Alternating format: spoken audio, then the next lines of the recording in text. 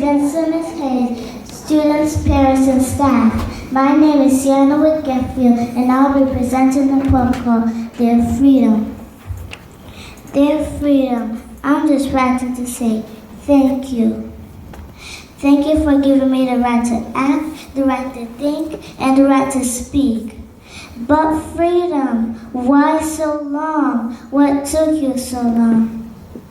Old pirates, yes, they robbed I, sold out to the merchant ships. Minutes after they took I from the bottomless pit.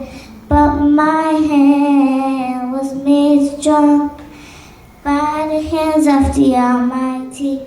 We forward in this generation, triumphantly. Won't you help me sing these songs of freedom? That's all I ever had. Redemption song, redemption song. Freedom, aren't you sorry for the lives that were lost? Families that were broken, slaves that were robbed and abused of you. My ancestors waited to meet you. But freedom, can I tell you a secret?